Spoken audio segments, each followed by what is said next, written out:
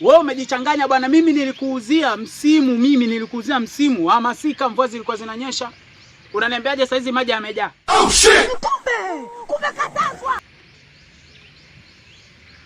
Maji hayawezi kujaa bwana, labda wewe umegombana na Mwanga akayamisha nyumba karibu na maji. Mimi huwezi ukaniambia maji yanajaaje wakati nilikuuzia msimu mvua ilikuwa inanyesha. Na kipindi kile nakuuzia nilikuwa na mwamvuli. Ushahidi mwamvuli nilikuwa nao. Wewe bwana usinichanganye. Ngoja kwanza naongea na mabosi zangu.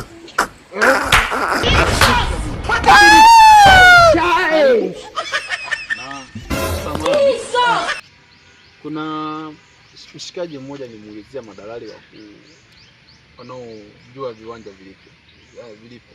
Sasa nilikuwa na shida na kiwanja, akasema kwa mzee Juma viwanja vipo. Nikikupata maisha sijui ndo wewe. Ndo mimi sema wewe ukajichanganya. Mzee Juma mimi alikuwa mkwe wangu, na ule mkwe wangu yule alilogwa. Na chanzo cha kulogwa yeye alikataa kumwozesha mwanae. Ila mimi nimeoa mwanae, ila yeye amelogwa amekufa. Ila mimi sihusiki kwenye kesi. Mimi hapa mimi naitwa Dajo, yule Juma mkwe wangu. Sasa sikiliza ndugu yangu. Wewe usiwaze. Kuhusu maeneo mimi ndo bingwa. Kuna viwanja used nitakuuzia. Kuna viwanja vipya full box nitakuuzia. Used kwa 50,000, full box 200,000. Na hiyo 200,000 ni kianzio tu ambacho mimi kukutoa hapa mpaka eneo la kiwanja.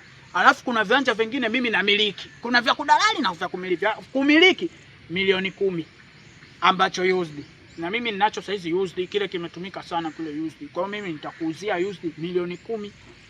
Yaani mimi mwenyewe ndo muuzaji, mimi mwenyewe ndo dalali. Kwa hiyo namaliza kibabe. Kinachoniuma familia imegawa.